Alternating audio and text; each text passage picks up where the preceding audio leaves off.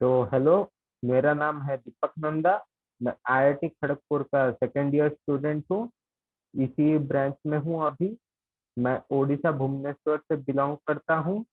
और मैं 2021 में जेई पास किया था। इसमें मेरा रैंक आया था 848, जिसके बाद मैं आईआईटी खड़गपुर में एडमिशन लिया था। तो आज मैं आप सबको ग्रेविटेशन के बारे में बताना चाहता हूँ। तो ग्रेविटेशन आईआईटी जेई और सीबीएसई दोनों के हिसाब से एक बहुत इम्पोर्टेंट चैप्टर है। उस वो एनसीईआरटी में आप पढ़ सकते हैं पूरा बेसिक कवर करने के लिए। तो एनसीईआरटी में पहला सबसे मेन टॉपिक जो आता है वो आता है केपलर लॉज का। तो केपलर लॉज तीन लॉज हैं। केपलर का फर्स्ट लॉ जो है law of orbit, law of area, और एक है लॉ ऑफ पीरियड। एक दो तीन, ये तीनों सबसे इम्पोर्टेंट लॉज केपलर के, जो पहले आता है ग्रेविटेशन के टॉपिक में। लॉ ऑफ ऑर्बिट बोलता है कि सारे प्लैनेट अपने सन के चारों तरफ घूमते हैं एक एलिप्टिकल ऑर्बिट में। एक एलिप्स का सर्कल का जैसे हमारा एक ही सेंटर होता है, एलिप्स में हम दो फोकस रखते हैं। तो हमारा सन एलिप्स का एक फोकस में रहता है, और वो प्लैनेट एक एलिप्टिकल ऑर्बिट में ऑर्बिट करता है हमारे सन को। ये है हमारा फर्स्ट लॉ ऑफ केपलर, जो है लॉ ऑफ ऑर्बिट। अब सेकंड लॉ ऑफ केपलर है लॉ ऑफ एरियाज। ये कहता है कि जब भी एक प्लैनेट एक सन के चारों तरफ घूमता है, तो जो एरिया कवर करता है सेम टाइम में, वो हमेशा इक्वल रहता है। आप यहाँ पे देख सकते हैं, एक तरफ पतला एरि, पतला एरिया वाला एक स्लाइस है, और दूसरी तरफ एक मोटा एरिया वाला स्लाइस है। आप जब इन दोनों का एरिया कैलकुलेट करेंगे, तो आपको मिलेगा ये दोनों एरिया इक्वल होगा जब प्लैनेट सेम टाइम में उतना डिस्टेंस कवर करेगा। तो ये है हमारा लॉ ऑफ एरिया, जो बोलता है कि equal area equal interval of time में एक प्लैनेट कवर करता है। अब थर्ड लॉ है लॉ ऑफ पीरियड। ये बोलता है कि जब भी एक प्लैनेट रिवॉल्व करता है एक सन के चारों तरफ, तो उसका टाइम पीरियड, मतलब कि वो प्लैनेट को एक बार घूमने में कितना टाइम लगता है, जिसको अर्थ के लिए हम ईयर भी बोलते हैं, तो वो टाइम पीरियड का स्क्वायर प्रोपोर्शनल होता है वो एलिप्स का सेमी मेजर एक्सिस के बराबर। सेमी मेजर एक्सिस होता है एक एलिप्स के लिए, जैसे इस फोटो में आप देखेंगे, तो हमारा ओ पी और ओ ए सेमी मेजर एक्सिस होता है। हमारा ए पी यहाँ पे मेजर एक्सिस है, जो कि मतलब सबसे लंबा एक्सिस जो एलिप्स के अंदर रह सकता है। तो सेमी मेजर मतलब मेजर एक्सिस का आधा। तो इसलिए ओपी और ओ है हमारा सेमी मेजर एक्सिस। उसको हम ए से रिप्रेजेंट करते हैं। तो लॉ ऑफ पीरियड के मुताबिक टी स्क्वायर प्रोपोर्शनल होता है ए का क्यूब के बराबर। जिसका मतलब कि टाइम पीरियड जितना चेंज होगा, उसका स्क्वायर प्रोपोर्शनल हमेशा रहेगा। ये जो भी एलिप्स कवर करता है ये प्लैनेट, उसका सेमी मेजर एक्सिस का क्यूब के प्रोपोर्शनल रहेगा।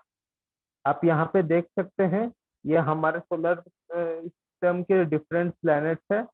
तो इसमें T square by A cube का रेशियो लगभग सिमिलर रहता है, जो कि है 3 के आसपास। ये दिखाता है कि केपलर लॉ बहुत ज्यादा इफेक्टिव है। तो नेक्स्ट हम आते हैं यूनिवर्सल लॉ ऑफ ग्रेविटेशन।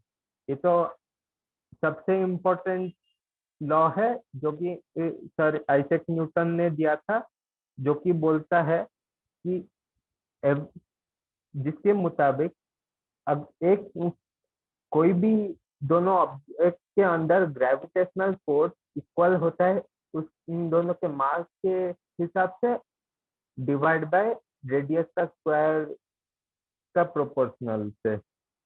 तो इससे हम निकाल सकते हैं हमारा इक्वेशन, जो कि है फोर्स इक्वल टू एक कांस्टेंट जी, जिसको हम बोलते हैं ग्रेविटेशनल कांस्टेंट, जो जैसे कि हम यहाँ पे देख सकते हैं, force equal to G m1 m2 by R square, जहाँ m1 और m2 दोनों ऑब्जेक्ट का मास है, जिसके बीच में हम फोर्स एफ कैलकुलेट कर रहे हैं। इसके हिसाब से हम ये बोल सकते हैं कि कोई दोनों ऑब्जेक्ट के बीच में अगर ग्रेविटेशनल फोर्स एग्जिस्ट करता है तो वो कोरिलेटिव होता है। मतलब अगर आप जैसे एप्पल और अर्थ का एग्जांपल ले लीजिए, एप्पल जितना फोर्स से अर्थ को अट्रैक्ट करता है, अर्थ भी उतना ही फोर्स से एप्पल का अट्रैक्ट करता है। इसलिए ये न्यूटन थर्ड लॉ भी फॉलो करता है। फिर हम आते हैं ग्रेविटेशनल कांस्टेंट पर, जो कि है हमारा जी। हमारा इक्वेशन में F equal to G m1 m2 by R square. तो ग्रेविटेशनल कांस्टेंट जी हमारा कैलकुलेट फर्स्ट किया था हेनरी कैंडिविस ने, और उसका एक्सपेरिमेंट बहुत ज्यादा इम्पोर्टेंट है, तो उसको हम बोलते हैं कैंडिविस इक्वेशन। उसने क्या किया था, एक रॉड को दो मास के अंदर लटका दिया था, ऐसे कि वो ग्रेविटेशनल के फोर्स के वजह से थोड़ा उसका रोटेशन हो। तो उस रोटेशन के टॉर्क से वो जान सकता था कि कितना ग्रेविटेशनल फोर्स अप्लाई हो रहा है। उससे वो एट लास्ट ये इक्वेशन निकालता है, जिससे कि हमारा जी का वैल्यू आता है, जो कि यूनिवर्सल है। मतलब ये वेरी नहीं करता, आपका कोई भी मीडियम हो, कोई भी जगह हो, कोई भी टाइम पीरियड हो, हमारा ग्रेविटेशनल कांस्टेंट हमेशा सेम रहता है, जो कि है एसआई यूनिट में 6.67 इंटू 10⁻11 न्यूटन मीटर स्क्वायर पर केजी स्क्वायर। आपको एसआई यूनिट का भी ध्यान रखना है, क्योंकि यूनिट चेंज करने से वैल्यू चेंज हो जाएगा। तो acceleration due to gravity of the earth है हमारा नेक्स्ट टॉपिक। हम इसको बहुत अच्छे तरह से जानते हैं, क्योंकि हम normal day to day life में भी इसको एक्सपीरियंस करते हैं। आप जब भी अर्थ के ऊपर खड़े रहते हैं तो हर चीज अर्थ के सरफेस से कांस्टेंट एक्सेलरेशन से नीचे जाता है, जिसका वैल्यू है 9.8 मीटर पर सेकंड स्क्वायर। तो इसको वो बोलते हैं कांस्टेंट ग्रेविटेशनल अट्रैक्शन, जिसको हम स्मॉल जी से भी रिप्रेजेंट करते हैं। ये सिर्फ सरफेस पे वैलिड होता है। जब भी आप सरफेस के नीचे या सरफेस के बहुत ज्यादा ऊपर जाओगे, तो इसमें आपको वेरिएशन दिखाई पड़ेगा। आप जैसे यहाँ पे अगर हम अर्थ के सरफेस के नीचे जाएंगे, तो हमें पता चलता है कि ग्रेविटेशनल फोर्स धीरे धीरे घट रहा है बढ़ने के जगह। तो ये इसलिए होता है क्योंकि हमारा जी का वैल्यू भी घटने लगता है। यहाँ F equal to g m m e by R E cube into R है, जहाँ आर है हमारा distance of the object from the centre of the earth. तो जैसे जैसे ऑब्जेक्ट अर्थ के सेंटर के पास जाएगा, तो आर घटता जाएगा और फोर्स भी घटता जाएगा। फोर्स होता है मास इनटू एक्सेलरेशन, जहाँ एक्सेलरेशन है हमारा जी। तो उसमें देख देख सकते हैं कि हमारा जी का वैल्यू आएगा g m m e by R E cube into R. M नहीं आएगा, सिर्फ जी कैपिटल एम ही आएगा। तो इसमें हमें पता चलता है कि हमारा जी वैल्यू करता है अर्थ के मास के ऊपर और अर्थ के रेडियस के ऊपर, और डिस्टेंस कितना है हमारा सेंटर से। अपना ऑब्जेक्ट के मास के ऊपर ये डिपेंड नहीं करेगा। जब हम अर्थ के नीचे देखते हैं, तो ये तभी वैलिड है ये इक्वेशन, जब हमारा आर स्मॉल आर कंपेरेबल हो आर ई से, तभी ये इक्वेशन वैलिड है। जैसे कि अगर मैं बोलूँ कि मैं 1-2 किलोमीटर अर्थ के क्रस्ट के नीचे जाऊंगा, तो आर और आर में इतना वेरिएशन नहीं आएगा, क्योंकि हमारा क्रस्ट का रेडियस है लगभग 6000 400 किलोमीटर के आसपास। तो उसमें वेरिएशन आने के लिए आर को कंपेरेबल होना चाहिए आर ई से।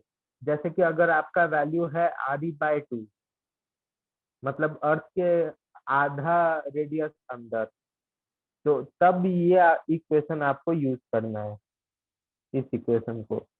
नहीं तो आपको अगर दिया होगा कि आप 100 किलोमीटर नीचे जाएंगे, तो ये इतना छोटा नहीं है कि आप इग्नोर कर सकते हैं, पर ये इतना बड़ा नहीं है कि आप उस इक्वेशन में भी लगा सकते हैं। तो इसमें आप बाइनोमियल एक्सप्रेशन लगा के इसका एक एक्सप्रेशन निकाल सकते हैं, जो कि है ये। तो जी H equal to G1 - 2h/RE, जहाँ h है हाई, कितना ऊपर गया। वैसे ही अगर h को हम नेगेटिव लेते हैं तो वो डेप्थ भी कंसिडर कर सकता है, जो कि सिमिलर है। ये है आपका डेप्थ के लिए इक्वेशन। G है 1 - D/RE। आपको अगर हाइट और डेप्थ कैलकुलेट करना है, इसमें एक ही डिफरेंस है कि आप जब भी आप डेप्थ के अंदर जाते हैं तो आपका एक सेल फॉर्म होता है जो कि यूजलेस होता है ग्रेविटेशनल फोर्स के हिसाब से। क्योंकि हम सब जानते हैं कि एक हॉलो स्फीयर के अंदर ग्रेविटेशनल फोर्स 0 होता है। तो उसको यूज करके हम देख सकते हैं कि आपका यहाँ पे इस पिक्चर में भी देख सकते हैं, डेप्थ डी में जाने के बाद एक स्फीयर आएगा जिसके अंदर, जिसका इफेक्ट मतलब दिखाई नहीं देगा। डेप्थ डी में सिर्फ वो स्मॉल आर रेडियस वाला जो सर्कल मिलेगा, उसका ही इफेक्ट हमें दिखाई देगा। नेक्स्ट टॉपिक हम जा रहे हैं ग्रेविटेशनल पोटेंशियल एनर्जी। जब भी आप कोई कंजर्वेटिव फोर्स को लेते हैं तो आप उसका पोटेंशियल एनर्जी कैलकुलेट कर सकते हैं। तो ग्रेविटेशनल पोटेंशियल एनर्जी भी उसी तरह कैलकुलेट करेंगे। तो वर्क है हमारा फोर्स इनटू डिस्प्लेसमेंट, जो हम जानते हैं। उसको यूज करके फोर्स है हमारा, अगर सरफेस में ले रहे हैं तो मास इनटू ग्रेविटेशन, ये सिर्फ सरफेस पे वैलिड है। अगर सरफेस के ऊपर या नीचे जाएंगे तो हमें ये ऊपर दिए गए ये इक्वेशंस को यूज करके जी, जो हमारा वैल्यू है जी का उस हाइट पे या उस डेप्थ पे, तो वो निकाल के यहाँ पे पुट करने से ये फिर से वैलिड होगा। वरना अगर हम जी इक्वल टू 9.8 मीटर पर सेकंड स्क्वायर लेते हैं तो ये सिर्फ सरफेस पे वैलिड होगा। तो सरफेस पे अगर ये force M G into height का डिफरेंस लेंगे, क्योंकि फोर्स इंटू डिस्प्लेसमेंट ये दोनों का डायरेक्शन सेम होना चाहिए। तो डिस्प्लेसमेंट सिर्फ फोर्स के डायरेक्शन में जो है उसी पे ये डिपेंड करेगा। ये हॉरिजॉन्टल डिस्प्लेसमेंट में इसलिए डिपेंड नहीं करेगा, इसलिए सिर्फ हाइट का डिफरेंस हमें कैलकुलेट करना है। तो ये हो गया हमारा पोटेंशियल एनर्जी, जो है हमारा एम जी और into difference of the height. अगर आपको देखना है कि डिफरेंट हाइट्स में कितना होगा, क्योंकि ये जो इक्वेशन है ये सिर्फ कांस्टेंट जी के लिए वैलिड है। अगर हमारा जी कांस्टेंट नहीं है, मतलब रेडियस में चेंज ज्यादा है, तो हमारा इक्वेशन कैलकुलेट करने के लिए आपको ग्रेविटेशनल फोर्स इक्वेशन लिखना पड़ेगा, जो है F equal to G m1m2/r²। उसमें आप मल्टीप्लाई करेंगे, क्योंकि ये हो गया हमारा फोर्स, ये पूरा फोर्स हो गया हमारा, ये नीचे r² भी, इंटू डी आर है हमारा डिस्टेंस जो छोटे में चेंज हो रहा है। उसका हम इंटीग्रेशन करेंगे R1 से R2, जो चेंज हमें चाहिए, तो हमको टोटल वर्क डन मिल जाएगा। इसको कैलकुलेट करने से हमें मिलता है -GME_m1/R2 - 1/R1। तो अगर हम R1 से लेके R2 तक जा रहे हैं तो हमारा पोटेंशियल एनर्जी का डिफरेंस इस इक्वेशन से हमें मिल जाएगा। ये बहुत इंपॉर्टेंट इक्वेशन है, इसको डेराइव करना और खुद इसको याद रखना, ये दोनों अच्छे से होना चाहिए। नेक्स्ट हम जा रहे हैं एक एस्केप स्पीड में। एस्केप स्पीड उसी तरह कैलकुलेट कर सकते हैं जैसे कि हम ग्रेविटेशनल पोटेंशियल एनर्जी को कैलकुलेट कर रहे हैं। अगर एस्केप स्पीड उसको बोलते हैं कि हम एक सरफेस में किसी भी बॉडी के कितना स्पीड देंगे कि उसका इंफिनिटी में एनर्जी जीरो आएगा। क्योंकि यहाँ पे सामने जो माइनस साइन आपको दिख रहा है, इसका मतलब ये है कि ये जो है हमारा ऑब्जेक्ट स्मॉल एम मास का, वो अर्थ का मास में बाइंड है। मतलब वो अर्थ को कभी भी एस्केप नहीं कर सकता, उसका एनर्जी उसके पास इतना नहीं है। वो माइनस साइन इसको सिग्निफाई करता है। तो एस्केप स्पीड के लिए आपको इंफिनिटी तक पहुंचना है जस्ट एस्केप करने के लिए। तो आपका टोटल एनर्जी जीरो होना चाहिए ताकि आप एस्केप कर सकते हैं कोई भी सरफेस के लिए। तो आपके पास दो टाइप के एनर्जी होते हैं, एक काइनेटिक एनर्जी, एक पोटेंशियल एनर्जी। कोई भी बॉडी के पास ग्रेविटेशनल पोटेंशियल एनर्जी नेगेटिव ही होगा, क्योंकि वो दिखाता है कि वो बाउंड है। तो आपको टोटल एनर्जी को अगर जीरो बनाना है तो आपको काइनेटिक एनर्जी प्रोवाइड करना पड़ेगा। उसको यूज करके हम अपना काइनेटिक एनर्जी से अपना वी मिन निकाल सकते हैं, मतलब मिनिमम वेलोसिटी जिसमें वैसा होगा, तो वो बन जाता है हमारा एस्केप वेलोसिटी। अगर यहाँ पे हम अर्थ के रेस्पेक्ट से कैलकुलेट कर रहे हैं तो ये अर्थ का रेस्पेक्ट एस्केप वेलोसिटी बन जाएगा। अगर हम मून को देखेंगे तो वो मून के लिए एस्केप वेलोसिटी बन जाएगा। यहाँ पे हम देख सकते हैं अर्थ का दिया है एस्केप वेलोसिटी है 11.2 किलोमीटर पर सेकेंड, जबकि मून क्योंकि उसका मास छोटा है उसका दिया है 2.6 किलोमीटर पर सेकेंड। अब बात करते हैं सैटेलाइट की। तो जैसे हमने अर्थ का एस्केप वेलोसिटी कैलकुलेट किया यूज करके उसका टोटल एनर्जी, उसी तरह हम ऑर्बिटल वेलोसिटी को भी कैलकुलेट कर सकते हैं। मतलब कि एक ऑर्बिट में रहने के लिए आपको कितना एनर्जी चाहिए, उसको कैलकुलेट करने के लिए पहले आपको सेंट्रीपिटल फोर्स कैलकुलेट करना पड़ेगा उस ऑर्बिट के लिए, और उसको इक्वेट करना पड़ेगा उस ऑर्बिट के लिए ग्रेविटेशनल फोर्स से। क्योंकि सेंट्रीपिटल फोर्स और ग्रेविटेशनल फोर्स उस ऑर्बिट में बैलेंस होंगे ताकि वो सैटेलाइट एक स्टेबल ऑर्बिट में मेंटेन रहेगा। उसको यूज करके हम अपना वेलोसिटी निकालेंगे। तो वो वेलोसिटी को हम बोल सकते हैं कि वो है ऑर्बिटल वेलोसिटी, जो आप यहाँ पे देख रहे हैं। V square equal to small G R E या G capital M by R E. ये यहाँ पे जो वी दिया है ये रिप्रेजेंट करता है हमारा ऑर्बिटल वेलोसिटी को। तो उस ऑर्बिट में रहने के लिए आपको इतना वेलोसिटी होना ही चाहिए। अगर आप इससे ज्यादा होंगे या कम होंगे तो आपका ऑर्बिट का साइज और नेचर भी चेंज हो सकता है। अब चलते हैं एनर्जी ऑफ ऑर्बिटिंग सैटेलाइट। जब भी कोई सैटेलाइट ऑर्बिट करता है कोई भी बॉडी को, तो आपका वहां पे उस सैटेलाइट के सेंट्रिपिटल फोर्स और ग्रेविटेशनल फोर्स बैलेंस होता है। तो इसलिए क्योंकि सैटेलाइट एक स्पीड से मूव कर रहा है तो उसका एक काइनेटिक एनर्जी होता है, और क्योंकि वो बड़े बॉडी के ग्रेविटेशनल वेल में है तो उसका एक पोटेंशियल एनर्जी भी होता है।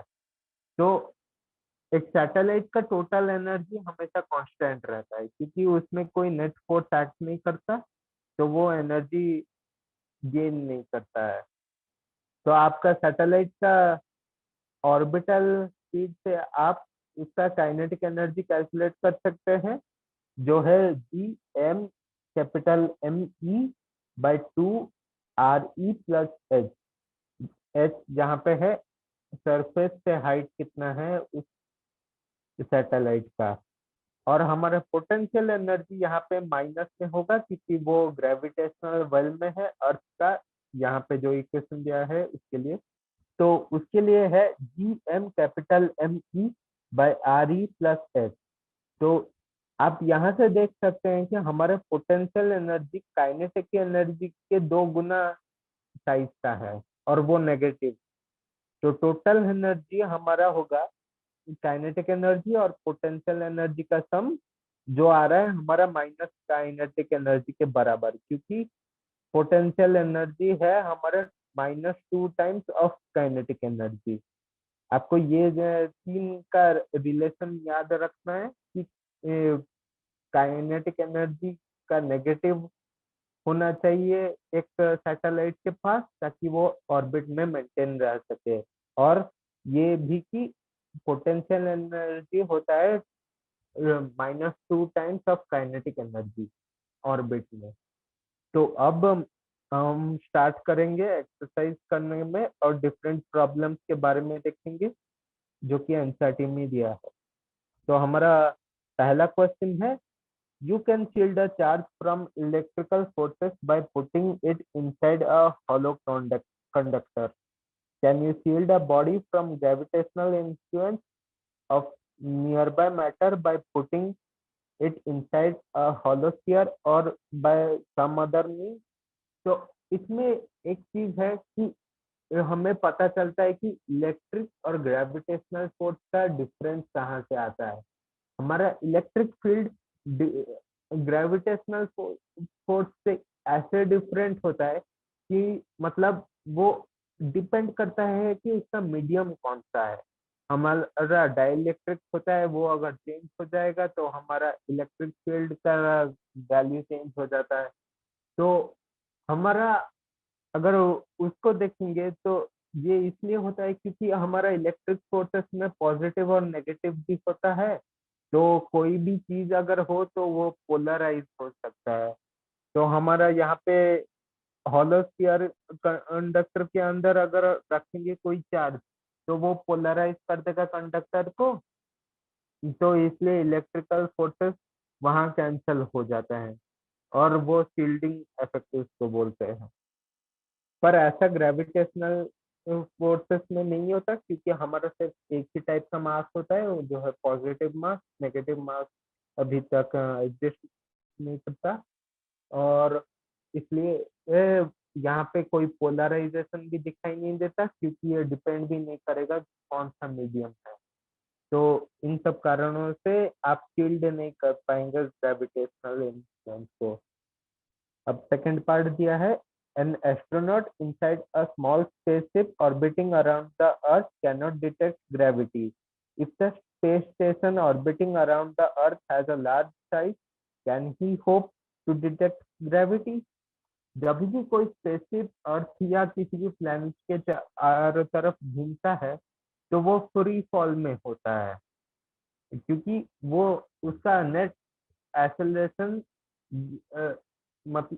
नेट फोर्स वहां पे कुछ नहीं होता। वो सेंट्रीपिटल फोर्स और ग्रेविटेशनल फोर्स का बैलेंस में चलता रहता है। तो उसके अंदर कोई भी आपको ग्रेविटी डिटेक्ट नहीं होगा प्लैनेट के कारण।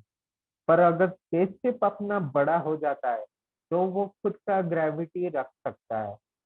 अगर आप उसके अंदर हो तो जैसे अर्थ के अंदर जाओगे तो अपना ग्रेविटी बहुत वीक हो जाता है, तो वैसा होगा।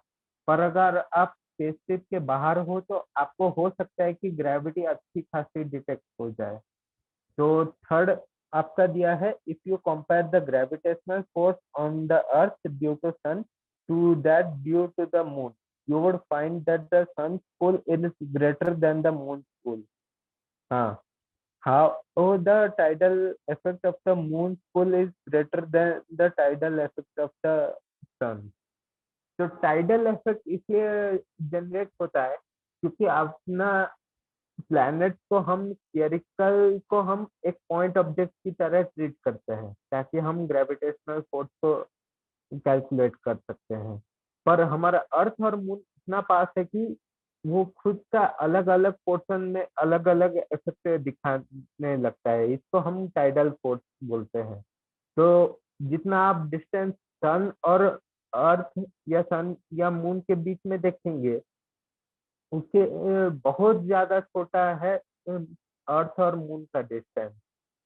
तो अर्थ और मून अपना साइज अलग अलग ज्यादा इफेक्ट दिखाने लगता है डिफरेंट जगह में, तो उसको टाइडल फोर्स बोलते हैं। इसलिए आपका टाइडल फोर्स 1/r³ के हिसाब से वेरी करता है। तो इसलिए उसके हिसाब से अगर आप देखेंगे तो मून का टाइडल इफेक्ट ज्यादा होता है। पर ये सच होता है कि ग्रेविटेशनल फोर्स सन का ज्यादा है मून से, इसलिए हमारा प्लेनेट सन के चारों तरफ घूमता है। अब नेक्स्ट क्वेश्चन चलते हैं। Acceleration due to gravity dash with increasing altitude. जब भी आप ऊपर जाएंगे तो आपका ग्रेविटी का एक्सेलरेशन है जो है जी, वो डिक्रीज करेगा, क्योंकि अपना हाइट बढ़ रहा है तो डिस्टेंस बढ़ रहा है, पर मास सिमिलर है तो वो डिक्रीज करेगा।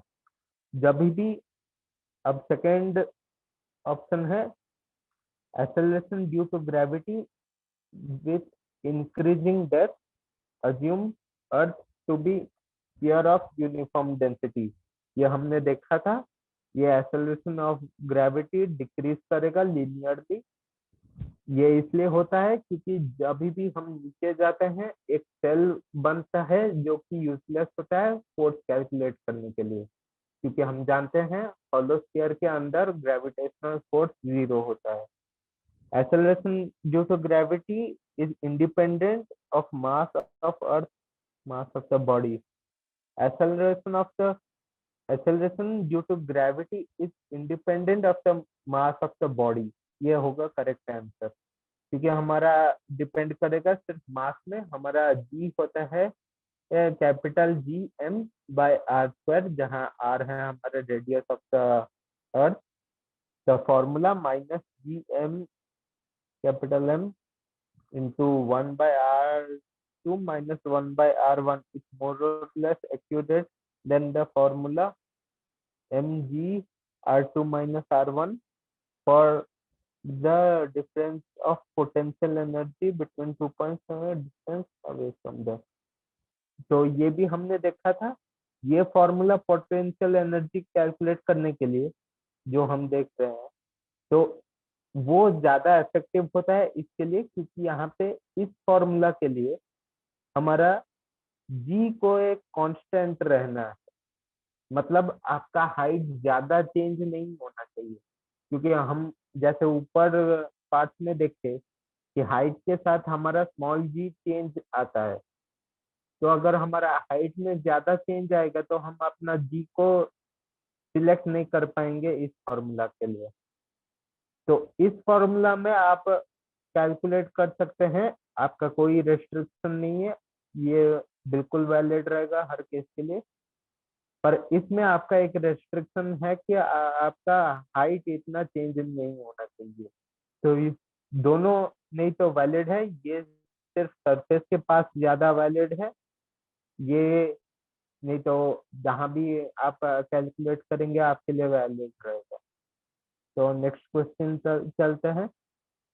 Suppose there exists a planet that went around the sun twice as fast as the Earth. What would its orbital size? अच्छा, मतलब हमारा एक प्लेनेट है जो सन के अराउंड दुगना फास्ट गया है। मतलब आपको अगर देखेंगे तो यहाँ पे आप ये बोल सकते हैं कि आपका टाइम पीरियड एग्जैक्टली हाफ है। मतलब उसका time taken to complete one revolution जो है टाइम पीरियड, वो होगा हाफ ईयर। तो इसके लिए हम चलते हैं कैलकुलेट करने टाइम टेकन। तो हमारा टाइम टेकन बाय अर्थ है 1 ईयर, ये हमको पता है, नॉर्मल है। इसको मान लेते हैं हम कोई टी जो है टाइम पीरियड ऑफ अर्थ। तो उस प्लेनेट के लिए हम लेंगे तो उसका टाइम पीरियड होगा, मान लेते हैं टीपी है हाफ ईयर। मतलब हाफ ईयर को हम ऐसे भी लिख सकते हैं हाफ टीपी। तो इसमें हम कटलर्स थर्ड लॉ यूज करेंगे, जो बोलता था टाइम पीरियड का स्क्वायर हमेशा प्रोपोर्शनल रहेगा रेडियस का, मतलब सेमी मेजर एक्सिस का क्यूब। अगर एक सर्कल के लिए देखेंगे तो सेमी मेजर एक्सिस हो जाएगा रेडियस। तो आप ये भी लिख सकते हैं T square is proportional to R cube. तो T E square by T T, इनका रेशियो हम ले रहे हैं डायरेक्टली, तो ये हो जाएगा, अगर टी ई ऊपर है तो ऊपर radius of revolution of earth, मतलब अर्थ और सन का डिस्टेंस ये हो गया आर ई बाय, इसको लेंगे ये होगा आर पी, रेडियस मतलब डिस्टेंस बिटवीन अर्थ मतलब सन एंड दैट प्लेनेट, इसका क्यूब। तो ये हो गया हमारा इक्वेशन। यहाँ हमको टीई और टीपी का रेशियो पता है, जो कि है TE by TP equal to 2। यहाँ से निकाल सकते हैं हम TE by TP equal to 2 इसका स्क्वायर। और रेडियस ऑफ अर्थ हमको पता है, उसके अगर हम रेस्पेक्ट में निकालेंगे तो ये होगा, इसको मिटा देते हैं, तो R E by R P का क्यूब इक्वल टू हमारा 2 का स्क्वायर जो है 4। तो आर पी अपना निकल के आएगा 1/4 1/3। हाँ, ये ठीक लग रहा है आर ई। तो इससे हम बोल सकते हैं हमारा आ गया आर पी। कैलकुलेटर में ये कैलकुलेट जल्दी से कर लेते हैं, ये आएगा 0.63 आर ई। तो ये हो गया हमारा आर पी जो है 0.63 आर ई। तो हमारा आंसर निकल के आया 0.63 आर ई।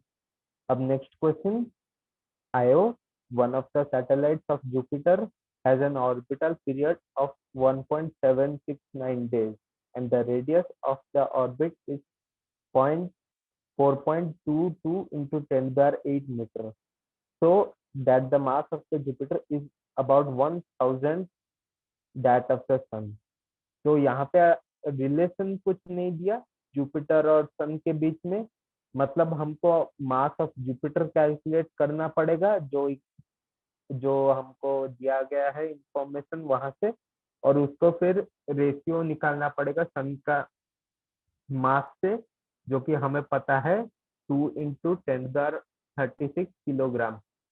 तो अगर हम वहां से निकालना चाहेंगे तो ये गिवन इंफॉर्मेशन को हम ऐसे भी प्रोसेस कर सकते हैं कि gravitational force equal to centripetal force होता है कोई भी सैटेलाइट के लिए, अब मैन मेड हो या नेचुरल हो, सबके लिए वैलिड होगा।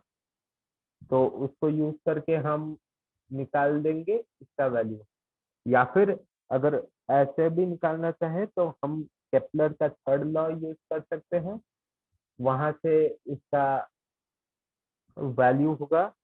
तो केपलर थर्ड लॉ अगर हम यूज करेंगे तो हमारा मिलेगा टी स्क्वायर इक्वल टू, अगर कांस्टेंट का वैल्यू चाहिए तो हो गया वो 4π² बाय जी एम। ये है हमारा कांस्टेंट का वैल्यू, केपलर लॉ के लिए होता है इनटू आर क्यूब। तो केपलर थर्ड लॉ बोलता है ये, तो हम इसको कांस्टेंट का वैल्यू अगर निकालना चाहते हैं तो वो इसी से निकाल सकते हैं, gravitational force equal to centripetal force. उसके बाद कोई सैटेलाइट का ऑर्बिटल वेलोसिटी को वहां पे पुट कर देंगे तो आपको ये वैल्यू मिल जाएगा। तो इस वैल्यू को डायरेक्टली अगर हम यहाँ पे यूज करेंगे तो हमारा मास ऑफ जुपिटर हो जाएगा, ये है इसमें मास ऑफ जुपिटर पुट करेंगे तो वो हो जाएगा 4π²।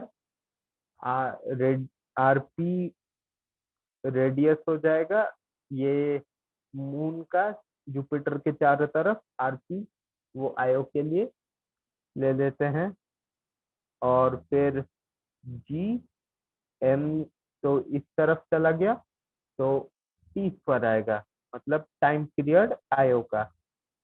तो आयो लिख देते हैं, बेटर रहेगा। तो ये निकल के आ गया हमारा इक्वेशन। हमको रेडियस का वैल्यू पता है, टाइम पीरियड भी गिवन है, जी का वैल्यू है 6.67 इंटू 10⁻11 इन एसआई यूनिट। तो इसको अगर हम यूज करेंगे तो हम इसका वैल्यू कैलकुलेट कर सकते हैं। हमारा ये है 4 पाई स्क्वायर, आर रेडियस है, रेडियस हो गया हमारा 4.22 इंटू 10⁸, ये दिया है क्वेश्चन में, का क्यूब आएगा, बाय जी है हमारा 6.67 इंटू 10⁻11 इंटू टी आईओ का स्क्वायर। आईओ का है 1.769 डे हमें दिया है, जिसको अगर हम एसआई यूनिट में कन्वर्ट करेंगे तो 1.769 एसआई यूनिट में कन्वर्ट करना मत भूलिएगा। अगर यूनिट कोई भी सिमिलर नहीं रखेंगे तो आपका आंसर में गलती आएगा। तो आपको सब यूनिट को फर्स्ट एसआई यूनिट में कन्वर्ट करना पड़ेगा। तो इसके बाद ये दिन में दिया है डेज में, तो आवर इंटू करके सेकेंड, तो इतने का स्क्वायर आएगा, ई स्क्वायर है। तो कैलकुलेटर में कैलकुलेट करने के बाद हमको वैल्यू आएगा ये, अगर कैलकुलेटर में कैलकुलेट करेंगे तो लगभग आएगा 1.96 के आस इंटू 10⁻27। अगर आप जल्दी में है तो पहले ये पावर का ऐड कर सकते हैं, इसमें आपको जल्दी होगी। तो आप देख सकते हैं हमारा सन का मास था 2 × 10⁻30 किलोग्राम। तो इसका वैल्यू आपको याद कर रखना है इस क्वेश्चन के लिए। तो इसके बाद हम अपना रेशियो निकाल सकते हैं, जो कि लगभग है 1 × 10⁻³ के आसपास। तो हमारा नेक्स्ट क्वेश्चन है ये 7.5। Let us assume that our galaxy contains 2.5 into 10⁻11 stars, each of one solar mass. How long will a star at a distance 50,000 light years from the galactic center take to complete one revolution?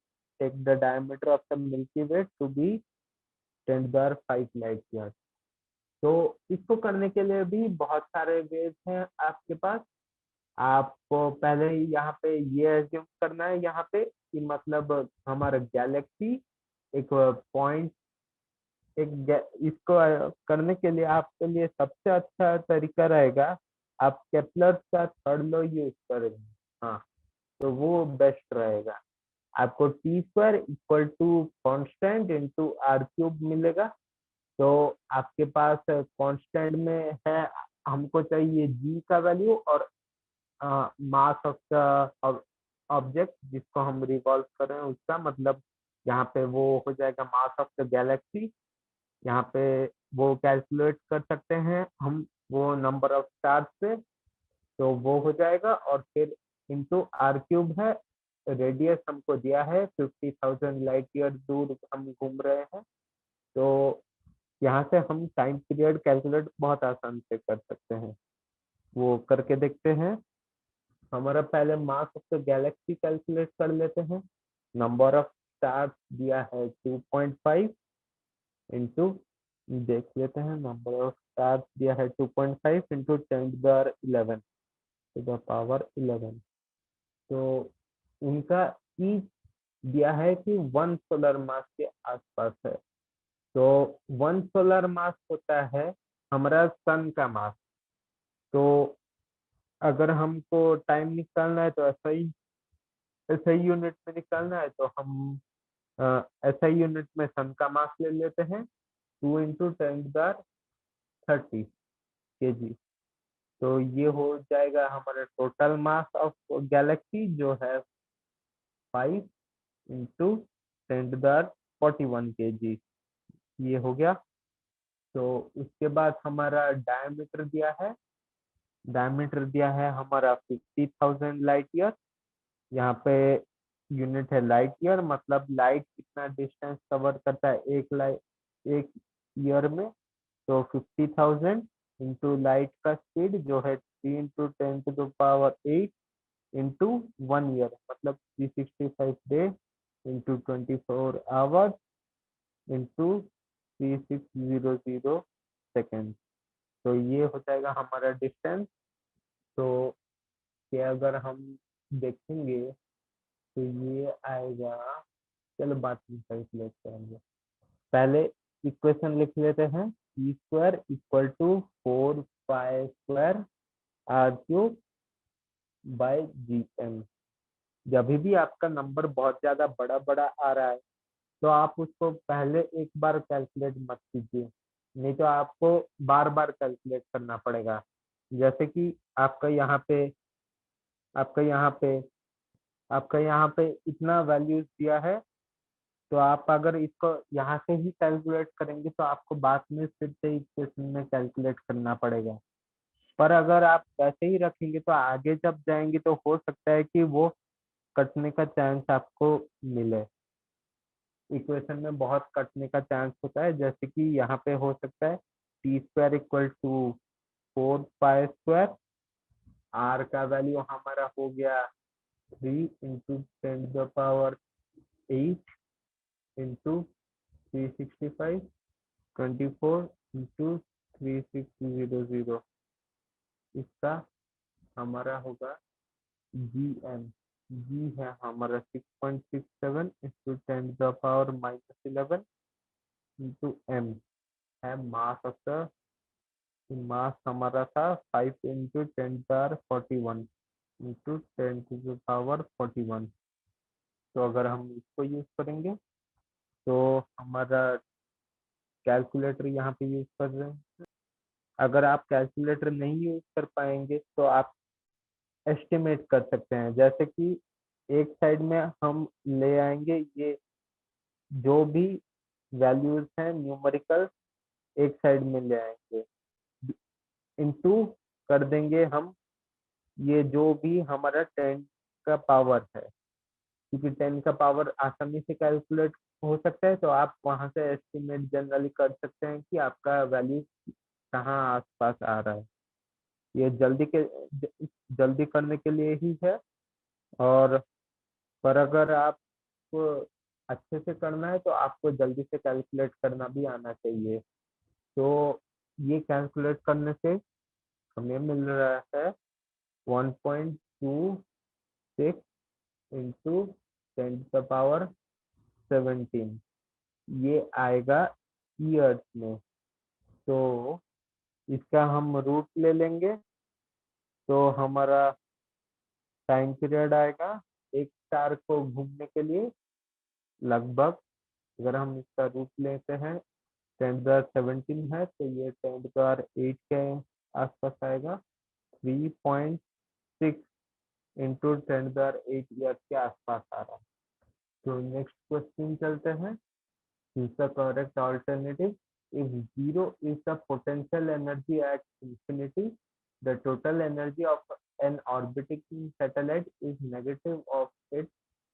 ये हमें पता है, अगर infinity में हमारा zero energy होना चाहिए तो एक ऑर्बिटिंग सैटेलाइट का काइनेटिक एनर्जी का नेगेटिव होगा उसका टोटल एनर्जी, और पोटेंशियल एनर्जी होगा -2 टाइम्स ऑफ काइनेटिक एनर्जी। तो इस क्वेश्चन के लिए हमारा आंसर आएगा kinetic energy. The energy required to launch an orbiting satellite out of the Earth's gravitational influence is more or less than the energy required to project a stationary object at the same height। अगर एक object stationery है तो उसका kinetic energy 0 होगा। एक orbiting satellite के लिए kinetic energy का नेगेटिव होता है उसका टोटल एनर्जी, इसलिए क्योंकि वो काइनेटिक एनर्जी थोड़ा बहुत कैंसिल कर देता है हमारा पोटेंशियल एनर्जी को। और अगर वो ऑब्जेक्ट मतलब एक ही जगह पे रुका हुआ है, स्टेशनरी है, तो हमारा काइनेटिक एनर्जी जीरो हो जाएगा, जो कि ज्यादा मतलब हमें एनर्जी सप्लाई करना पड़ेगा, क्योंकि पोटेंशियल एनर्जी तो उतना ही है, पर काइनेटिक एनर्जी कुछ हमारे सपोर्ट के लिए नहीं है, जो कैंसिल कर सकता है उसको और जीरो की तरफ ले सकता है। हमने क्योंकि एनर्जी को जीरो की तरफ लेना है ये कैलकुलेट करने के लिए, तो एनर्जी रिक्वायर्ड इज मोर होगा। यहाँ आंसर है 7.6 बी का आंसर है मोर। तो next question, does the escape speed of a body from earth depend on mass of the body, location from where it is projected, direction of projection, height of location? तो escape speed का वो calculate करने के लिए हम use करते हैं कि पोटेंशियल एनर्जी मतलब टोटल एनर्जी को हमको जीरो करना है, ताकि हमारा इंफिनिटी तक जा सके। तो काइनेटिक एनर्जी हमको इतना देना है कि पोटेंशियल एनर्जी को वो बैलेंस कर सके। तो इसलिए हमारा वहां से आता है root of G M root of 2gm/r, वो है हमारा एस्केप वेलोसिटी। तो वहां पे m है मास ऑफ अर्थ, r है रेडियस, स्टार्टिंग रेडियस मतलब सेंटर से कितना दूर है वो। अगर अर्थ के सरफेस में है तो हमारा r हो जाएगा re, जो है रेडियस ऑफ अर्थ। तो हमारा एस्केप एस्केप वेलोसिटी डिपेंड करता है मास बॉडी से इंडिपेंडेंट है, वो मास ऑफ अर्थ पे ही डिपेंड करता है, जैसा कि हम इक्वेशन से उसके देख सकते हैं। Location from where it is projected, हाँ ये डिपेंड करेगा, क्योंकि हमारा स्टार्टिंग में अगर हम कुछ ज्यादा हाइट में रखेंगे तो उसका पोटेंशियल एनर्जी कम रहेगा, तो काइनेटिक एनर्जी कम चाहिए उसको, ताकि उसका पोटेंशियल को ओवरऑल कैंसिल कर सके। तो इसलिए उसका स्पीड भी घट जाएगा। तो ऑब्वियसली डिपेंड करेगा ये कि कहाँ से लॉन्च हो रहा है। तो ये ठीक है, डिपेंड तो कर रहा है। और फिर आ रहा है डायरेक्शन ऑफ प्रोजेक्शन। अगर हम डायरेक्शन को देखें तो जब तक कोई ऑब्स्ट्रक्शन ना हो तब तक करना चाहिए, क्योंकि आपका टोटल एनर्जी तो कंजर्व रहेगा जब तक जैसे ये बॉडी डायरेक्टली अर्थ के तरफ आप लॉन्च नहीं कर रहे, वैसे में तो टकरा जाएगा।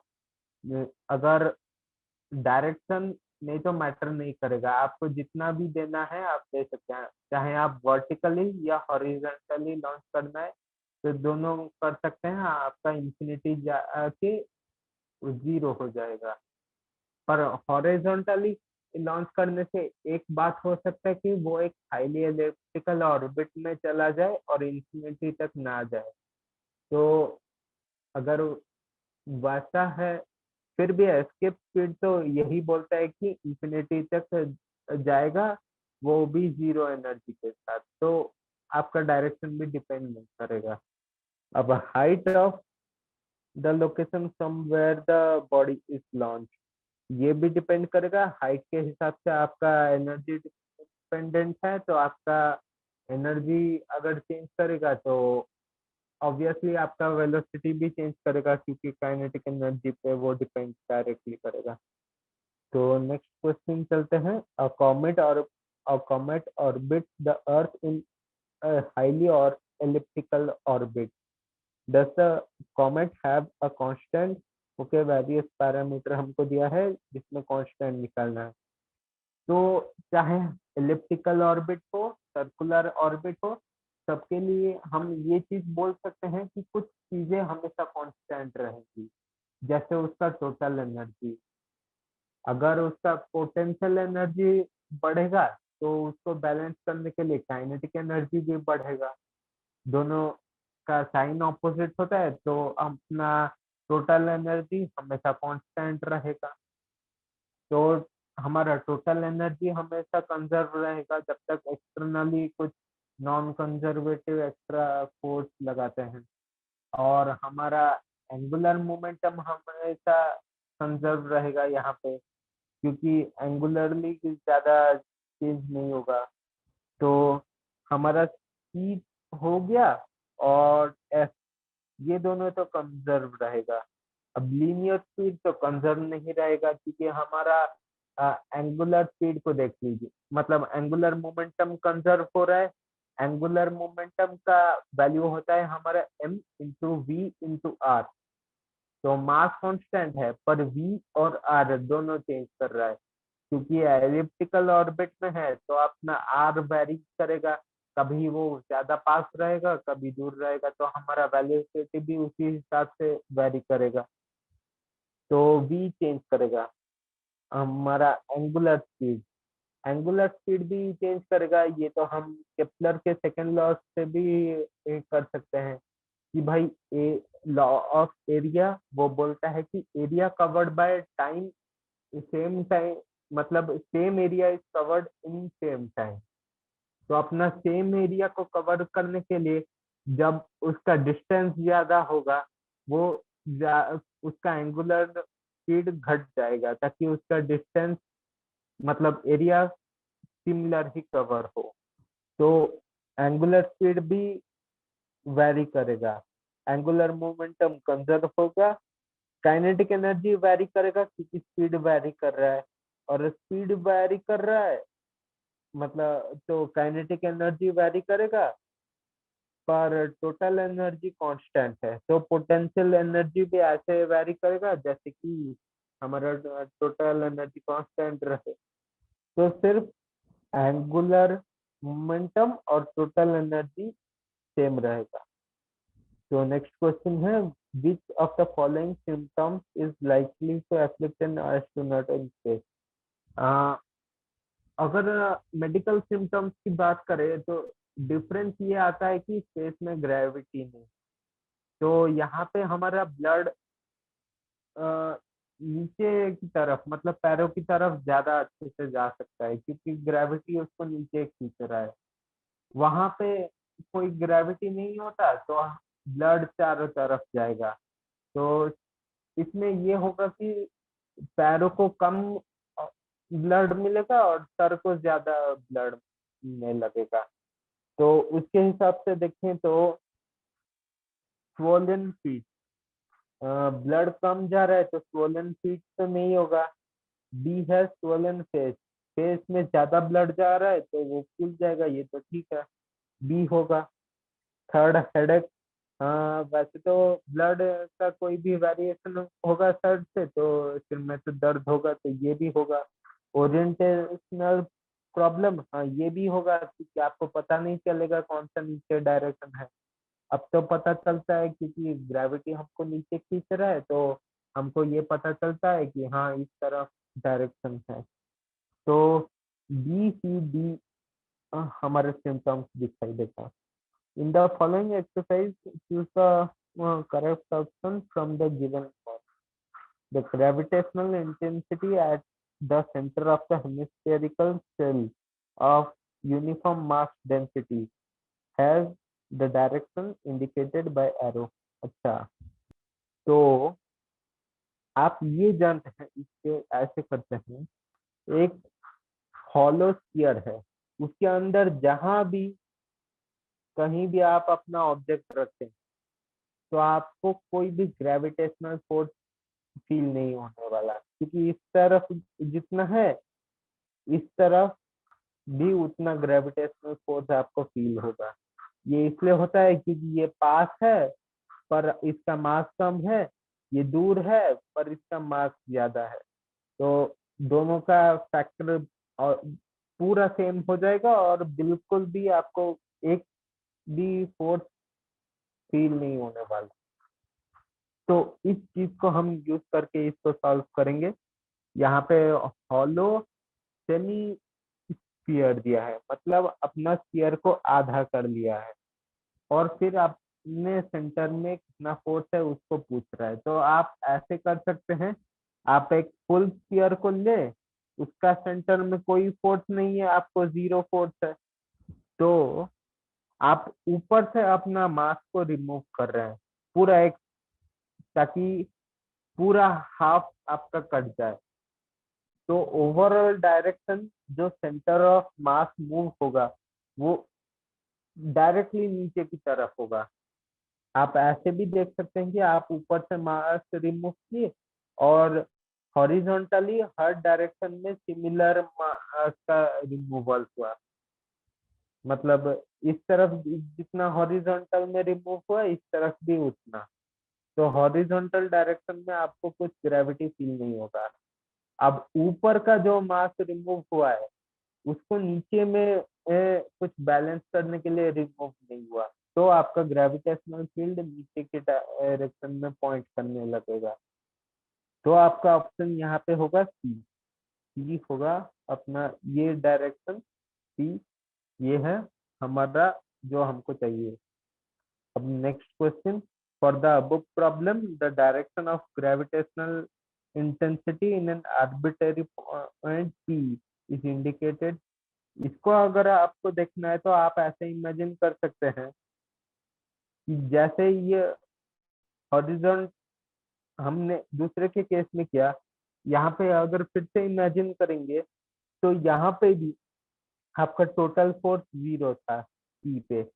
अब ये पूरा ऊपर का रिमूव किया तो ये वही केस हो गया कि आपका इस तरफ में जितना है उसका और इस तरफ में जितना है वो सेम रहेगा ग्रेविटेशनल फोर्स, क्योंकि ये पास में है पर इसका मास कम है, ये दूर में है इसका मास ज्यादा है। और आप अगर कैलकुलेट करेंगे इंटीग्रेशन से तो आप देख सकते हैं कि ये एग्जैक्टली बैलेंस करता है। तो इसके लिए भी फुल सेम होगा जो सेंटर का केस है, मतलब हमारा फोर्स डायरेक्टली नीचे ही जाएगा। इसका भी आंसर आएगा हमारा ई। तो ये आंसर आएगा इसका ई, नीचे। ये फर्क नहीं पड़ता आप कहाँ भी पॉइंट चूज कर लो, आपका ये यहाँ पे ग्रेविटेशनल डायरेक्शन नीचे ही आएगा।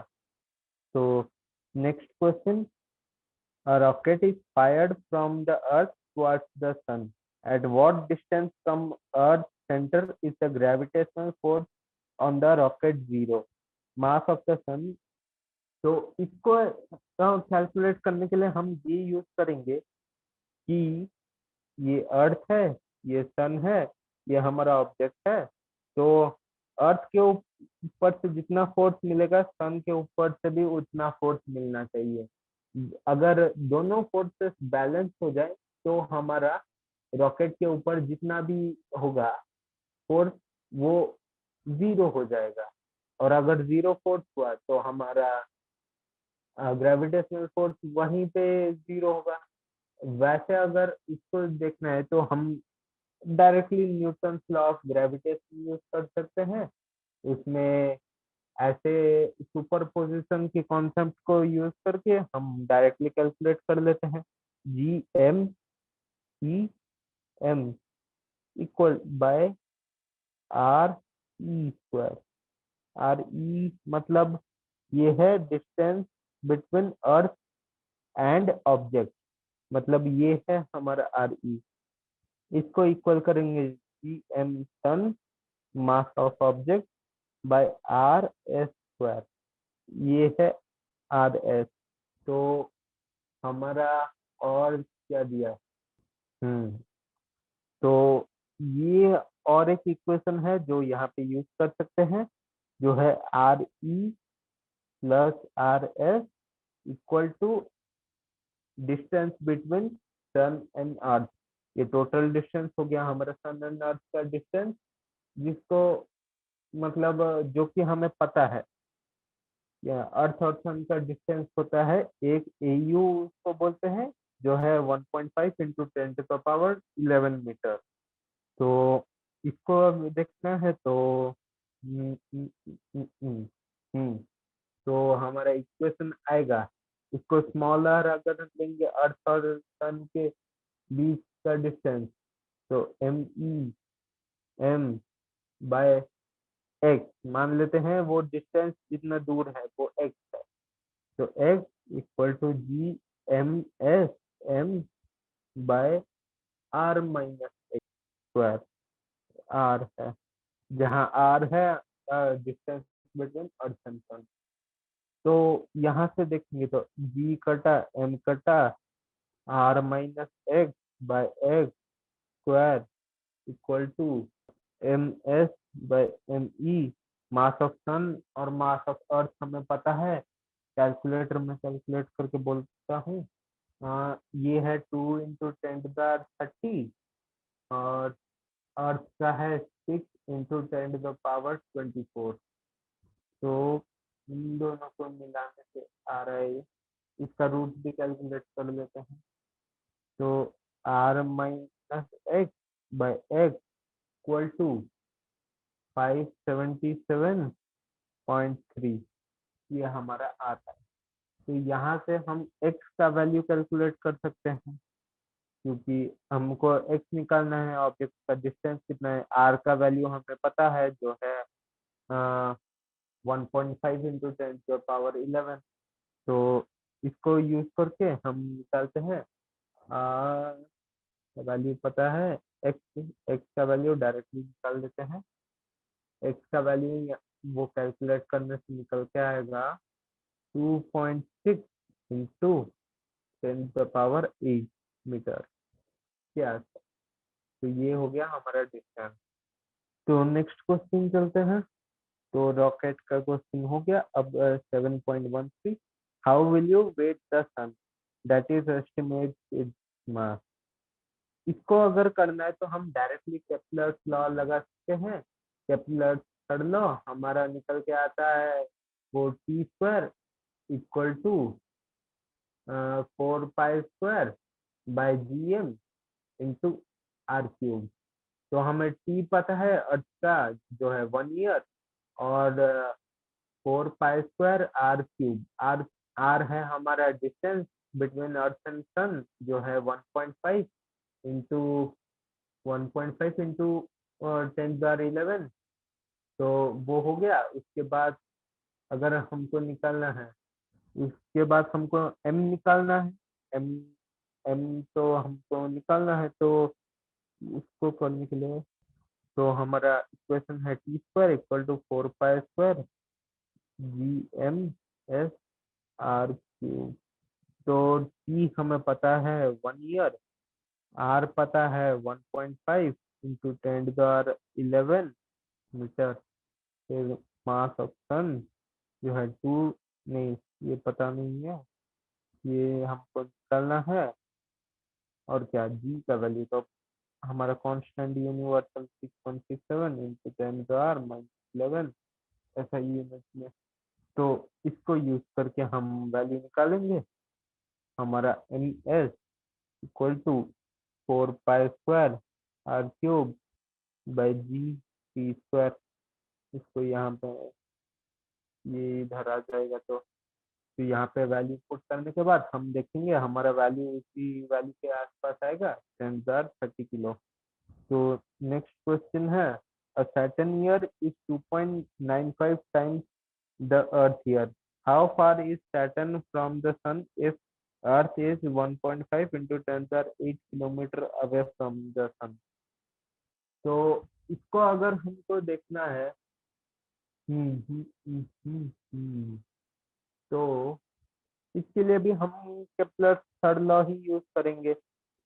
वो हमारा सबसे इम्पोर्टेंट लॉ है जो हम यहाँ यूज करके निकाल सकते हैं। ये हो गया t² is proportional to r³। ये हमें केपलर लॉ में दिया है, तो इसको यूज करेंगे। तो हमारा टाइम का रेशियो है 2.95 टाइम, मतलब 2.95 टाइम का स्क्वायर प्रोपोर्शनल होगा। तो रेडियस का हमें मिल जाएगा कि आर एस सैटर्न का रेडियस बाय अर्थ का रेडियस अराउंड सन इसका क्यूब। तो ये हमारा रेशियो है, तो इक्वल टू साइन आ जाएगा। तो वहां से हमारा निकल के आएगा, तो वहां से आएगा हमारा radius of Saturn equal to time around earth, time है इसका 2/3 रेडियस अराउंड अर्थ। तो ये हो गया हमारा 2.95 plus 2/3 times R E. R E हमें दिया है जो है 1.5 इंटू 10^11, इसको यूज करेंगे तो हमारा कैलकुलेट होके आएगा। कैलकुलेट करते हैं। 1.5 into 10^11 into 29.5 to the power 2/3, ये आएगा, क्या वैल्यू आएगा 14.32 इंटू 10^11 मीटर। तो ये आएगा 1.43 इंटू 10^12, तो ऐसे भी लिख सकते हैं। तो ये है सैटर्न का सन से डिस्टेंस। तो नेक्स्ट क्वेश्चन है हमारा, a body weight 63 Newton on the surface of the earth, what is the gravitational force on it due to the earth at a height equal to half the radius of the earth। हम जो equation देख रहे थे 1 + 2h/g into जी, वो equation सिर्फ valid होता है जब हम अप्रोक्सीमेशन कर सकते हैं। मतलब जब हमारा अप्रोक्सीमेशन हो सकता है, जैसे कि रेडियस बहुत कम होगा रेडियस ऑफ अर्थ के सामने, हाइट या डेप्थ कम होगा रेडियस ऑफ अर्थ के सामने, तभी ही वैसा इक्वेशन वैलिड होता है। अगर यहाँ पे इतना बड़ा डिफरेंस दिया है तो हमको डायरेक्टली कैलकुलेट करके देखना पड़ेगा। जी के लिए होता है हमारा जी डैश चेंज होने के बाद, वो निकालने के लिए फॉर्मूला है G/1 + h/re। ये डायरेक्टली आ सकता है, आप फोर्स का इक्वेशन को कंपेयर करेंगे तो वहां पे हम हाइट को अप्लाई करेंगे। हाइट हमारा दिया है re/2, तो इसको यहाँ पे अगर हम इनपुट करेंगे तो हम देखेंगे हमारा वैल्यू आएगा, ये हो जाएगा टू द पावर -2 है, ये देखिए माइनस नहीं होना चाहिए।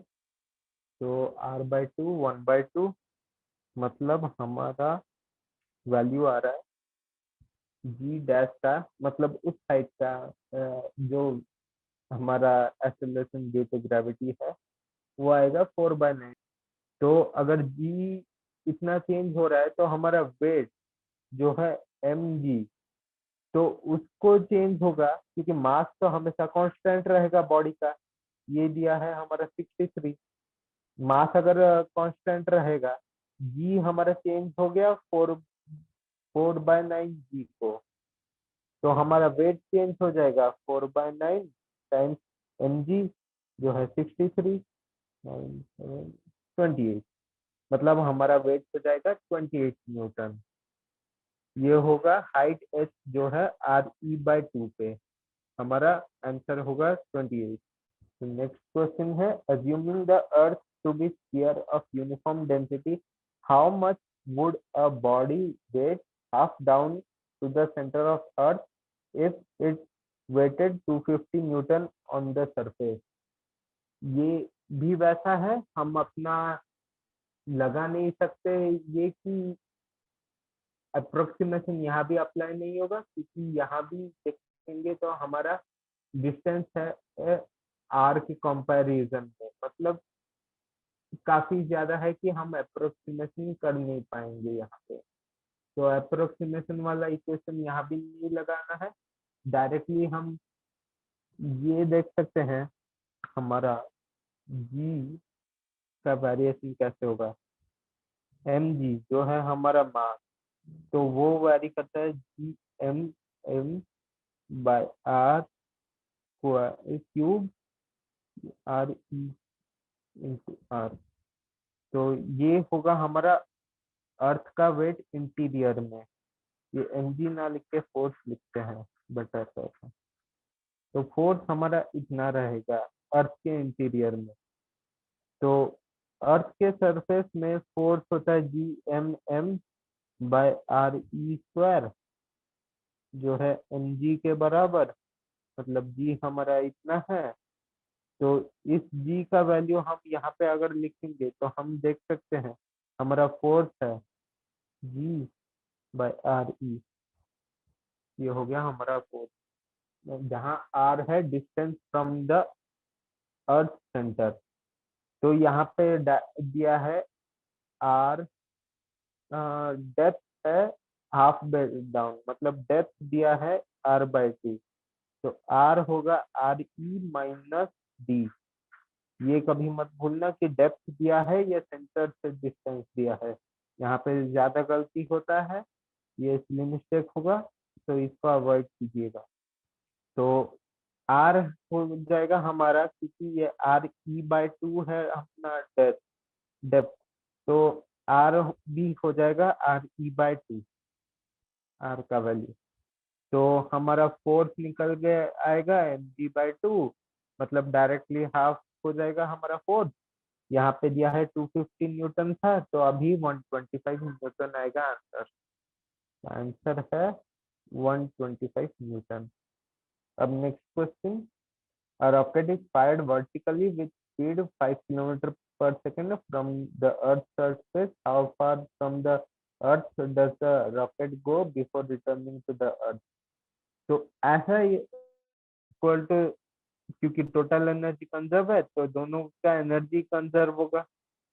फर्स्ट केस में जब वो सरफेस पे था, और सेकंड केस में जब वो हाईएस्ट पॉइंट में था, तो इन दोनों का डिफरेंस क्या है? सरफेस में हमारा वेलोसिटी इक्वल टू जीरो है, मतलब kinetic energy equal to zero है, और यहाँ पे भी हमारा वेलोसिटी इक्वल टू जीरो है, kinetic energy equal to zero. तो इसको सरफेस में हमारा सरफेस में वेलोसिटी हम दे रहे हैं 5 किलोमीटर पर सेकेंड। तो यहाँ पे काइनेटिक एनर्जी जीरो होगा, यहाँ पे हमको काइनेटिक एनर्जी और पोटेंशियल पता है, तो यहाँ का पोटेंशियल निकालेंगे हम, तो वहां से हाइट निकल जाएगा हमारा। तो ये होगा हमारा इस क्वेश्चन को करने का प्रोसीजर। यहाँ पे अगर ये भी देख सकते हैं कि अगर हाइट हमारा कंपैरेबल ना हो, तो वो इक्वेशन यूज करेंगे ना करेंगे वो थोड़ा खुद से देख के करना पड़ेगा यहाँ पे, क्योंकि अगर आपका हाइट में ज्यादा कंपेरेबल ना हो, जैसे कि आप 5 मीटर पर सेकंड स्क्वायर से कुछ ऊपर फेंक रहे हैं, तो आपका जी वैरी नहीं करेगा, तो आप वैसे ही नॉर्मल इक्वेशन में ही, मोशन ऑफ इक्वेशन में वो निकाल सकते हैं। पर 5 किलोमीटर पर सेकेंड में आपका हाइट काफी ऊपर जाने वाला है कि वेरिएशन दिखाई देगा, तो आपको वहां से देखना पड़ेगा।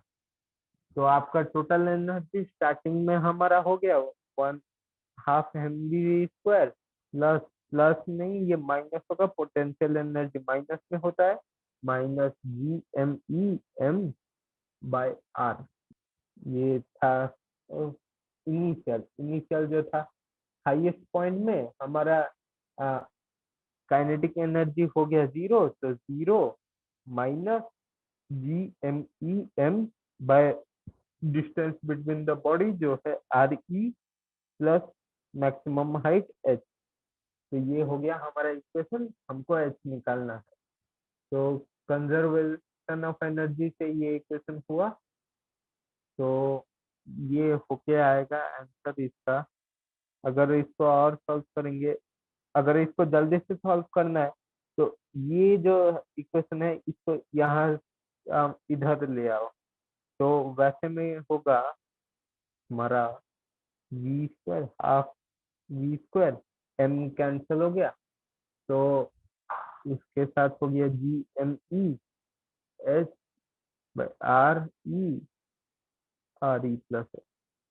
तो यहाँ से हम अगर h कैलकुलेट करेंगे, तो वो आएगा, इसको इधर ले जाते हैं, इसको इधर ले जाते हैं और h निकाल देते हैं वहां से, तो हमको मिलेगा h का कोफिशिएंट नीचे डिवाइड होगा और ऊपर रहेगा जो इसका कोफिशिएंट नहीं होगा, मतलब RE² नहीं, RE/2RE-e²। तो इसमें वैल्यू इनपुट कर देते हैं, इसका वैल्यू आएगा 6.4 × 10, ये है हमारा R, वेलोसिटी दिया है 5 × 10⁻³ इसका स्क्वायर हमें चाहिए, बाय 2 × 9.8 जो है जी का वैल्यू, इंटू 6.4 × 10⁻6 आर ई का वैल्यू, फिर -b² जो है 5 × 10⁻³ स्क्वायर। तो ये कैलकुलेट करते हैं, ये ऊपर आएगा 3.2, 3.2 × 10⁻12 बाय 2, तो इससे आएगा लगभग 1.12 आएगा, 2 × 10⁻6 मीटर। ये आएगा अपना हाइट, मैक्सिमम हाइट जितना रॉकेट जा सकता है। तो यहाँ से चेक कर लेते हैं कि 1.62 × 10⁻6 ये कंपेरेबल है अपना अर्थ का रेडियस जो है 6.4 × 10⁻6 मीटर। तो ये कंपेरेबल है। अगर हमारा ऐसा था कि 100 मीटर या वैसे तो इतना भी करने का जरूरत नहीं था, डायरेक्टली mgh का फॉर्मूला लगा लेते, वहां से आ जाता। तो नेक्स्ट क्वेश्चन चलते हैं। The escape speed of a projectile on the Earth's surface is 11.2 km per second. A body is projected with twice this speed. What is the speed of the body far away from the Earth? तो ऐसा equation करने के लिए हमको ये ध्यान में रखना चाहिए कि अर्थ से इंफिनिटी जाने के लिए अपना एनर्जी यूज होता है इतना, स्क्वायर हाफ एम, ये है हमारा एस्केप स्पीड। तो इतना क्योंकि एनर्जी हम देने से उसका टोटल एनर्जी 0 हो जाता है। तो हम इससे भी ज्यादा अगर स्पीड दे रहे हैं तो उसको कैलकुलेट करने के लिए ऐसा कर सकते हैं, half M V square minus half M V E square. ये करेंगे तो उसका टोटल एनर्जी आ जाएगा, जो कि जो कि हमारा इंफिनिटी पर है काइनेटिक एनर्जी। तो वो काइनेटिक एनर्जी वो half M V final square equal to ये हो जाएगा, ये दोनों इक्वेशन। तो हाफ और एम कैंसिल कर देंगे तो अपना इक्वेशन बन के आएगा V final equal to root of V initial square minus V escape square. तो ये हमारा इनिशियल है 3 times V escape equal to 3 times V E. तो इसको पुट करने से हमारा आ रहा है 9 वी स्क्वायर 8 मतलब 2√2 वी, मतलब 11 टाइम्स 2√2। ये हो गया हमारा आंसर। आंसर है V final equal to 11 times 2√2, 11.2। 11.2 है स्टेप स्पीड इंटू 2, 22.4, 1.4, 4, 4, 6, 4, 3, 11, 9। ये हो गया 91.8 के आसपास किलोमीटर पर सेकेंड। तो ये होगा हमारा final speed. Next question, a satellite orbits the earth at a height of 400 kilometer above surface. How much energy must be expended to rocket the satellite out of earth's gravitational influence? मतलब वो इतना ऊपर है, उसका कितना energy चाहिए। तो उसका पोटेंशियल नेगेटिव में जितना है, नेगेटिव में जितना ग्रेविटेशनल पोटेंशियल है उतना एनर्जी हम सप्लाई अगर करेंगे तो हमको टोटल एनर्जी 0 मिल जाएगा, वो इंफिनिटी में जाके 0 एनर्जी के साथ जा सकता है। तो वो एस्केप कर जाएगा अर्थ का फील्ड को।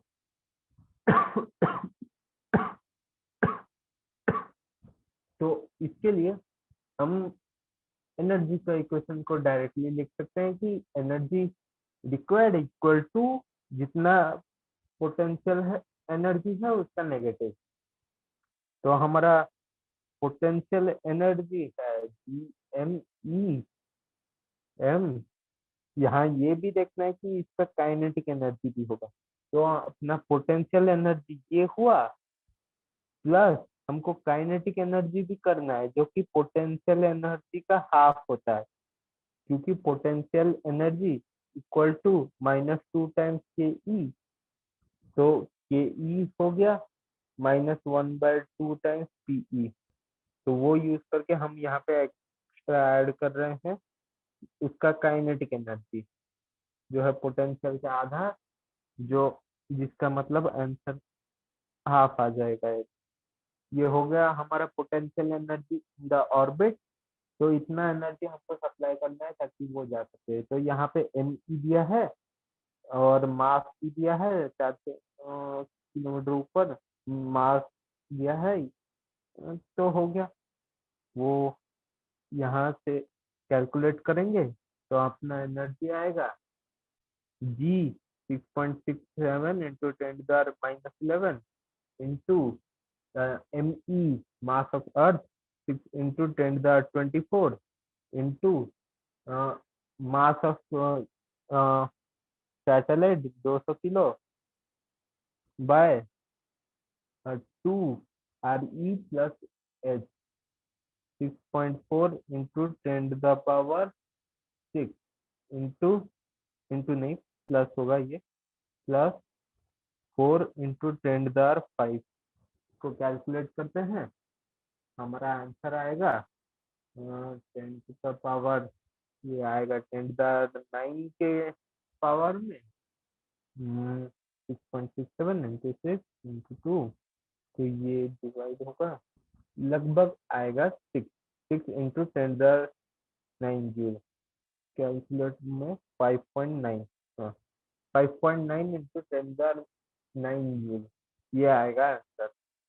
तो next question, two stars each of one solar mass are approaching each other for a head-on collision. When they are at distance 10⁹ kilometer, their speeds are negligible. What is the speed with which they collide? तो यहाँ पर भी वही करना है हमको कि हमको पोटेंशियल लिखना है और मतलब इनिशियल और फाइनल केस का पोटेंशियल पोटेंशियल और काइनेटिक एनर्जी, क्योंकि टोटल एनर्जी तो सेम है। तो वहां से हमको कैलकुलेट करना है। इनिशियल स्पीड 0 था, काइनेटिक एनर्जी 0 था, फाइनली उनका दोनों का स्पीड कोई v होगा क्योंकि मास सेम है।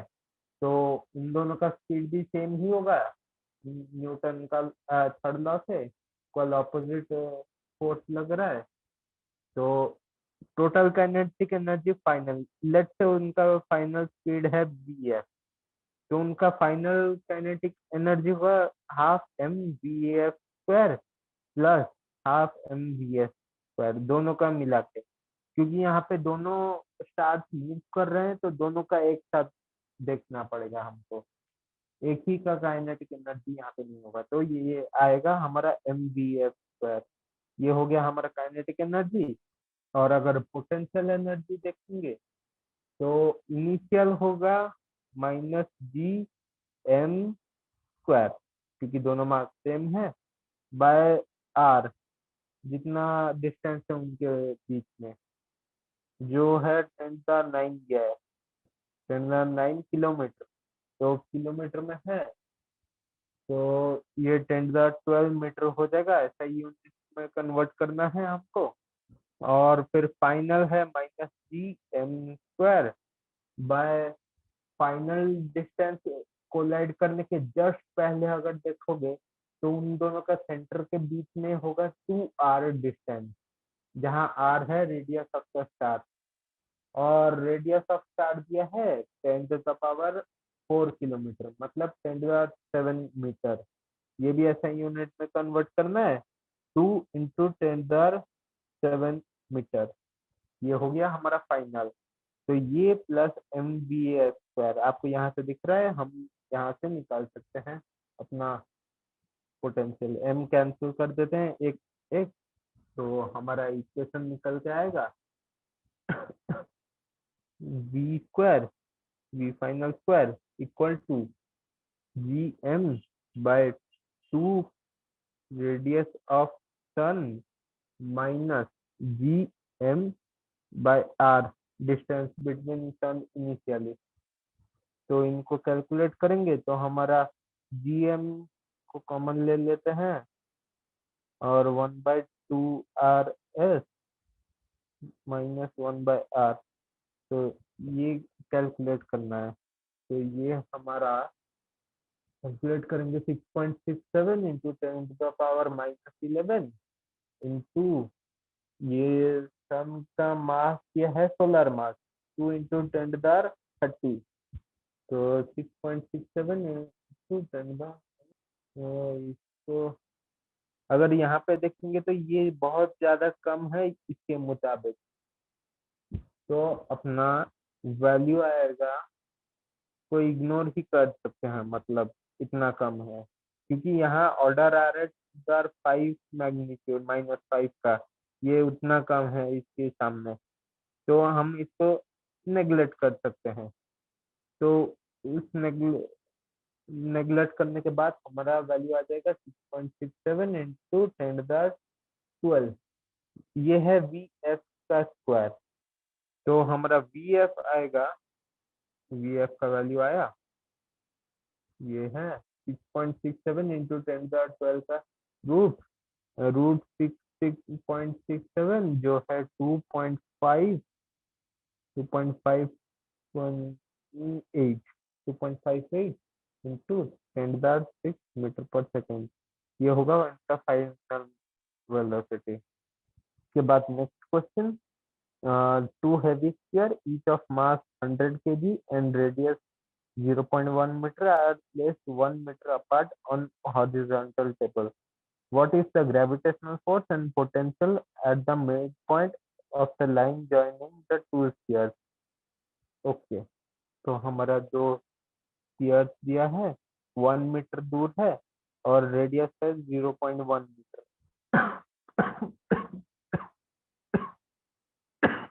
तो ग्रेविटेशनल फोर्स अगर देखोगे तो इसका जितना फोर्स आएगा मिड पॉइंट में इसका भी उतना ही आएगा क्योंकि दोनों का मास सेम है और डिस्टेंस भी सेम है। और मिड पॉइंट से देखोगे यहाँ डिस्टेंस सेम, सेंटर से यहाँ का भी डिस्टेंस सेम है। तो फोर्स डायरेक्शनल होता है, ये इस तरफ अगर सेम और इस तरफ सेम है तो इनका एडिशन 0 हो जाएगा। तो हमारा फोर्स बीच में 0 आएगा। तो ग्रेविटेशनल फोर्स बीच में 0 आ रहा है, पर पोटेंशियल में आएगा -em/r का 2 गुना, क्योंकि एक ईच स्फीयर के लिए, ये एक स्फीयर के लिए, ये दूसरे स्फीयर के लिए फिर से gm/r। तो वो आएगा -2gm/r।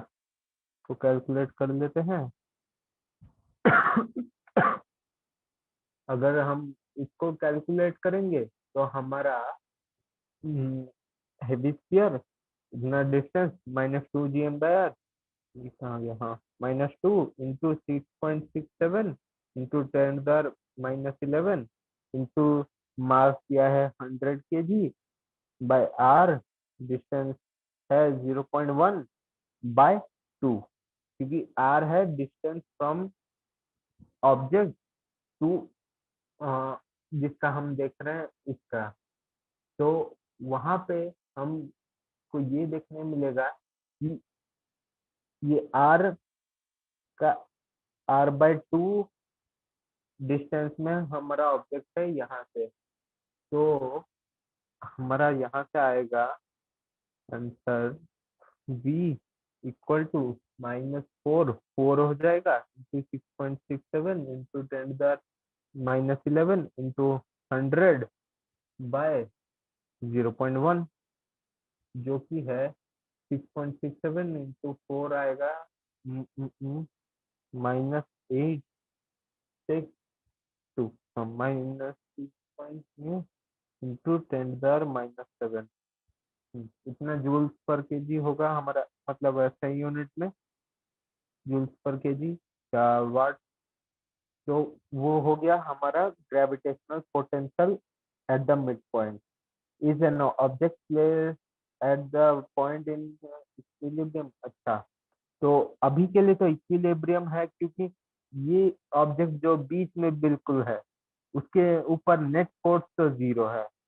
If so is the equilibrium stable और अनस्टेबल? स्टेबल इक्विलिब्रियम के लिए ऐसा होना चाहिए कि एक तरफ जाते ही उसके ऊपर ऑपोजिट डायरेक्शन में फोर्स लग जाए ताकि वो वापस आ जाए, वो होता है स्टेबल इक्विलिब्रियम। पर यहाँ पे जब ये एक साइड जाएगा तो इस तरफ का ग्रेविटेशनल फोर्स ज्यादा होने लगेगा, मतलब नेट फोर्स इसी तरफ लगेगा।